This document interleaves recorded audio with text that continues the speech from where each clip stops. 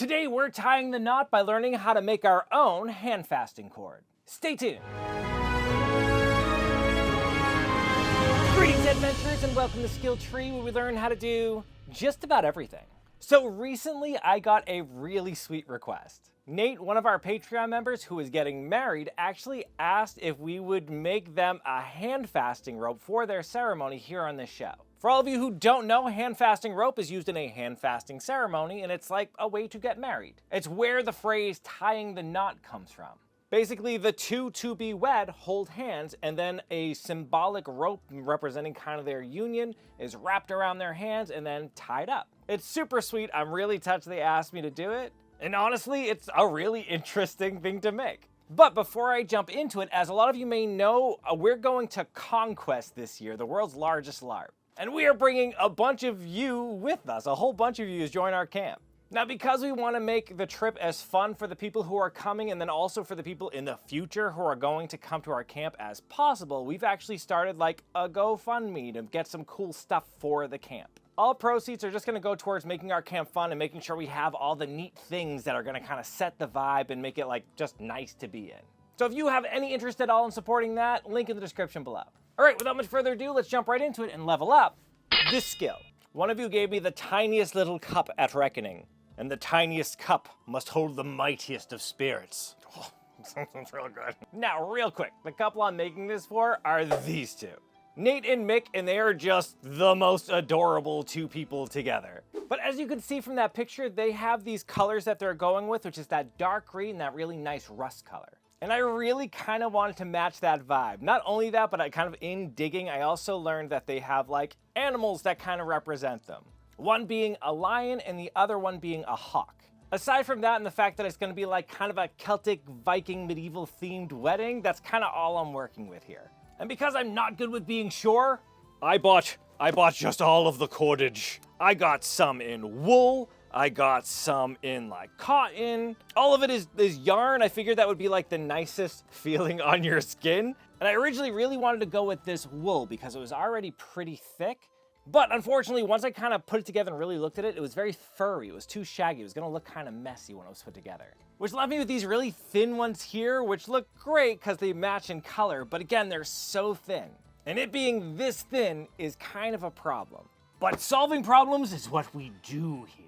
So first things first, let's learn how to make some rope. To start this process, I tied one end of this green yarn to a tree in my yard. I know, we're off to a great start here. Now you can definitely do this in shorter lengths because I wanted the finished product to be 6 foot long. And knowing I'd be like weaving it so that was gonna bring us even shorter, I end up giving myself 24 feet worth of this thing. That should put me in the ballpark. To do this, I went 24 feet away and I shoved this big old metal thing into the ground. It has a name, I don't know it. It's pointy, it sticks into the ground, you'll figure it out. Then I simply ran this yarn from that tree, around that pole, and then back to my tree. Then I just repeated this action for a total of 7 times. I was aiming for 6, miscounted, we had 7. That's fine, it turned out fine. Now, how many of these strands you do is gonna largely depend on how thick the rope you wanna be is. So we're gonna end up doubling this up, like we're gonna fold it in on itself, so those 7 strands are gonna become 14 strands worth of rope together. Just something to keep in mind as you go. So after tying off that final loose end there, I simply slid all the strands off of that metal pole, being sure to hold on to that little loop. Now we're gonna have to wind these up really tight, and to do this, all I did was take this little hook bolt here and just put it into my drill. Then I hooked it onto that little loop and got to drilling. No real science here, you just kind of want to drill until it gets to the point where the cord wants to roll back in on itself like this. I'm pretty sure you can't really over tighten it. I went for a little bit. I probably did like a couple of minutes on each one till it was pretty damn tight. But yeah, once you're here, we now want to bend that in half. But again, it's going to want to kind of tie up on itself. So we need a way to like hold that center steady. Now, if you have friends, you can have someone like hold the middle while you bring the ends together. I am alone here in my basement. You've been watching the show for a while. You know what this is. So again, I took that big old metal pole and I just kind of stuck it in at the halfway point. and then I use that so that I can drag it all the way around and tie it back off on that tree end there. So after removing my metal pole, I just kind of guided the rope and helped it spin so that it tried to be as even as possible while it kind of wound back up on itself. You may notice at times that it'll kind of bunch up on itself. This is pretty easy to just kind of pull straight and work back out. And I'm not gonna lie, the finished result is super pretty. Like, it's really, really tightly bound together. It turned out super even. It's really like nice and shiny. I really like how that came out. That was really easy to do. So of course I just went ahead and did the same thing with the orange kind of rust colored one. Running all my cords, twisting them together. Though while doing the orange one, I did learn a valuable thing. While learning how to do this, I saw people doing like smaller runs of it, which you can just kind of do with your hand if you wanted to. But once they kind of had it tight and fold it in half, they just kind of let it go and it would spring into like a perfect little rope shape. With something this long and like wrapped as tightly as my drill can wrap it, that was a bad idea. I didn't get it on camera, but the rat's nest that ensued was just, oh, it was phenomenal. What I did learn, you can see with this white cordage that I made here, is that instead of just kind of letting it twist up on itself, I put it back inside the drill, flip the drill into the opposite direction, and use that to twist it up. And that made a giant difference. This is the most even, like, perfect little rope that I've ever seen. It didn't kink up at all. I didn't have to fight it at all. It was perfect. So yeah, do it that way. That was way better. Just again, make sure you're doing it in the opposite direction than how you were twisting it to start. Okay, so at this point, I have like 500 feet of rope. That might be an exaggeration. I have a lot of rope. Because of the design I'm thinking of doing, I needed 8 strands total. Basically, the green one, that more like rust-colored one, and then the rest of them are gonna be white. And because I figured I would mess it up, I made like double of what I needed. I have so much rope. Now to make my kind of 8-plate over-under weave that I'm gonna be doing, I just set up this simple jig with nails every 1/2 inch. And again, we're doing 8 of them. After clamping this jig to the table, I went ahead and looped around every one of those nails with my yarn. And as you can see for the pattern I'm using, the outside edges are white, followed by my colored strands, and then all the ones in the middle are also white. To make this whole thing easier, I just went ahead and loosely tied up the white strands on either side of my colored strands so that they'd stay together. To make this, I basically wanted each one of those colored strands to have a white border on either side. This will kind of highlight it as it goes through its thing, and then the middle strands will just add a little bit of like more complexity to the weaving. And the weave is dead easy. All we're gonna be doing is we're gonna be taking that rightmost orange one and putting it over the closest white one in the middle. Then on the other side, we're doing the opposite, sliding the green one underneath the white one next to it. Then we're simply crossing those two in the middle, with the green that had just gone under now going over. We're gonna always be alternating like that. So if you just had something go underneath something else, the next thing that one is gonna do is come over. From here, we're basically gonna always do that same exact pattern. With the one on the rightmost, now this white cord here, going over the green one, the other white cord on the farthest side, going under that orange one, and then crossing each other in the middle, again with the one that just went under the orange cord, now going over the other cord. Then I simply kind of pull it tight and snug it up. Now, there was that scene where you can see like the length of the cordage along this table. That is a bad way to do it, because as you're doing all these twisting, they're getting all knotted on that end. Such a pain in the ass. So do yourself a favor and like bundle them up like this, so you're always working with shorter runs. Anyways, from here, we're basically exactly where we started at the beginning.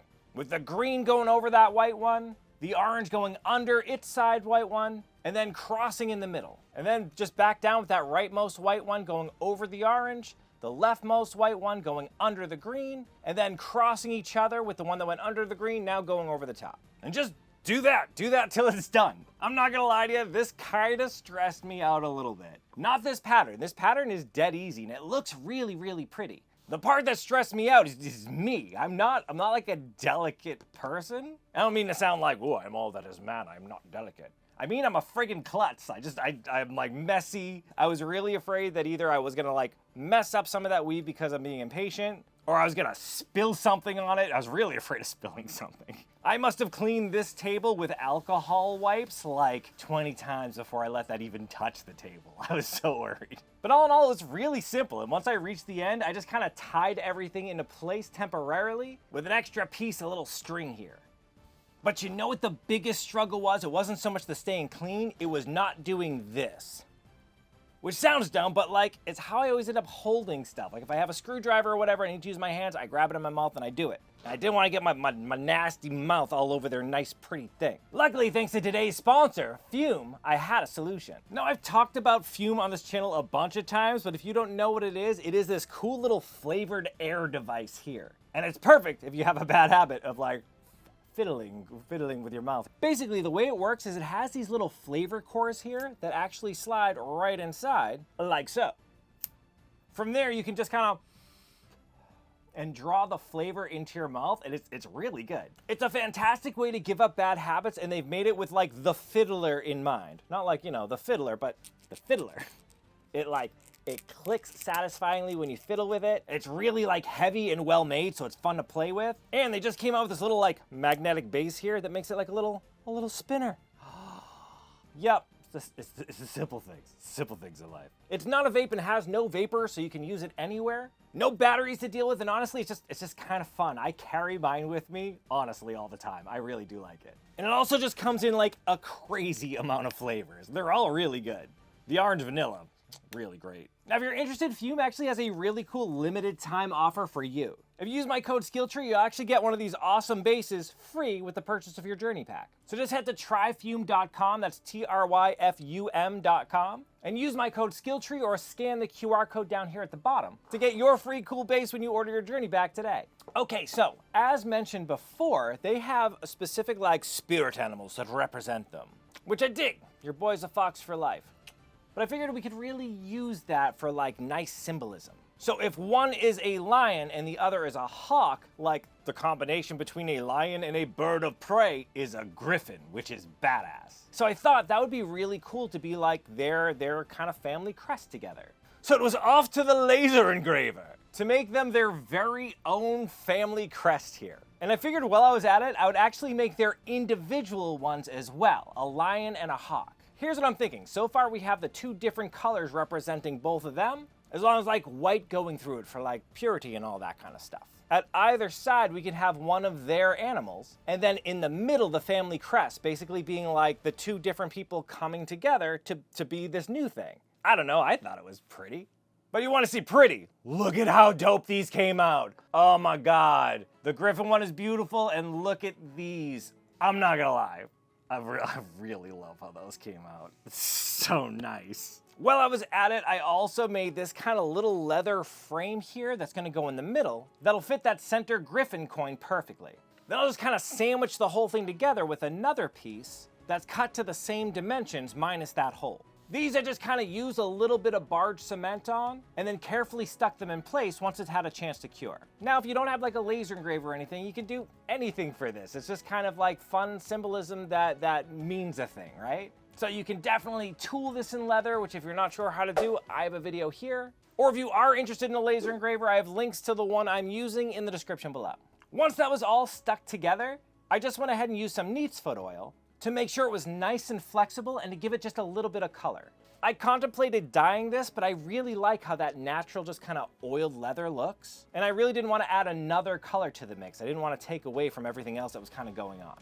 Now my thought is, in the symbolism of it all, is to add like a leather cordage running through the middle, which is kind of like the strength of your relationship type of deal. At least that's how it is in my poetic head. And then I figured that cordage can kind of hold that centerpiece into place, basically being the through line connecting those two other medallions and the middle. Only problem was, I didn't have any leather cordage, especially none that would match the rest of the project. But luckily, a while back, we learned this nifty trick where you just take a circle o' leather and run it through your strap cutter. That's it. You just kind of pull it on through. What comes out the other side is lace. And one pretty small circle will give you actually a whole bunch to work with. And I didn't get it on camera, but I also oiled all that leather too, so it matched. It was just like oily hands massaging lace. You didn't miss much, I promise. Now to make sure it can hold everything in place, I went ahead and punched some holes into that little leather middle piece there. This way, as you can see, that cordage will lace through those holes and give me a way to connect it to the rest of the cord. So to make sure I get this perfect, I laid down that center medallion right in the center of the rest of the cord, and then marked either side of it with some string. Knowing where that is, I simply passed the cord in and out of that weave there, directly up the center, keeping it as evenly spaced as possible. Then once I got to that marked out middle section, I simply passed it in one hole and then out the other. Then continue to weave it back through the cord until I can come back up through the other two holes and lock the whole thing into place. Then I simply carried on doing that until I reached the end. Now that little center part stays nice and secure, and we have that strong piece of cordage going through the middle, which not only adds, again, kind of that cool strength to it, but it also adds just a little bit of like rusticness to it. I didn't like how clean everything was coming out. I wanted to kind of like, I don't know, rough it up just a little bit. That's just a me thing though. You can keep it really like clean and pretty. I just thought that would look cool. All right, home stretch here. Now we can add a little flair. Starting with this really nice silver wire I have here. I just wrapped this around where the weave ended to give us a much more secure way to keep those ends together. And again, add a little bit of bling to it. And once that was tied up, I didn't like the different like thicknesses and the cordage and stuff showing the way they were hanging. So I just kind of pulled all those cords loose so that they became a nice decorative tassel on either end. Okay, time to add our little animal coins to the other sides. To do this, I just drilled a hole right through the top of them. Then added more of that wire to give myself this nice little connection point. Then I just kind of made a hole to space everything out with an awl, passed that through, and then used the excess wire to wrap it into place. And once they were connected, oh my God, I love how that looks. And again, in relation to that middle piece, I'm very proud of myself for that. I like how that came out. For just a little extra flair to make this pretty, I added some leaf and tree motifs coming down it with these nice little charms that I'd found. And then of course, tested it to make sure it was long enough and supple enough to do its job. And look at how pretty this thing is. Oh, it came out so nice. Again, it is still like a cord, so it can be tied, which is the whole point of it. You gotta tie the knot.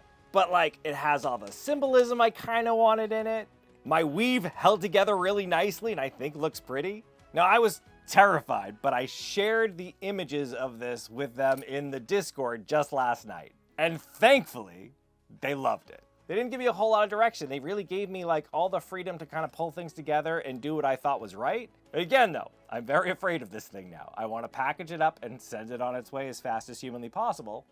I love it. I think it's gorgeous, but I'm a klutz and I'm definitely gonna damage this. Let me put it away. Now, I hope you found that interesting and got something out of it. It was a super fun project for me to do. And Nate and Mick, thank you so much for trusting me to do it. It honestly does mean a lot to me. And all fellow skill monkeys who are drinking with me, cheers to Nate and Mick. May they have a wonderful relationship. I hope you have a beautiful wedding and a wonderful life together.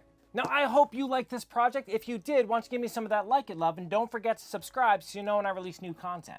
Oh, before I forget, one of you are going away with this little coin here. Fairly recently, I tried the OhmTech laser, as you can see in this video here, and made my very first skill tree challenge coin. Y'all left #challenge to win it in the description of that video, and now I am to pick the winner. I push the button, and the winner is Fuzzy Art EM Official. Congratulations! Make sure you contact us and let us know where to send you your challenge coin, the very first one we've ever made. One last piece of business, remember we have the second round of the Level Up LARP competition, where the first place winner for that will get free tickets to Conquest, the largest LARP in the world. You can check out all the details in this video here or in the link in the description below. Alright, that's it. I will see y'all next week, and in the meantime, keep leveling up, you. You've made it to the end screen. YouTube loves it when you do that. It's a fantastic way to support this channel. Another fantastic way to support this channel is by joining these people's noble ranks. These are our Patreon members, and we can't do any of this without them. Special shout out to our newest high tier Patreon members, Andrew Brockart, Zari Corvid, and Bill DeVoe. And an extra special shout out to our Grandmaster level Patreon, Yuri Santro, Dragon Designs, Froggy, and Andrew Smith. Again, it means everything to us that you guys like what we do here enough to support us. So really, from the bottom of my heart, thank you so much. It really does make a giant difference. If you like what we do here and want to support us, consider joining our Patreon, link in the description below. Or you can check out one of these videos that YouTube thinks you'd like, and that helps a lot too. I must go and refill my tiny cup. It's real good though.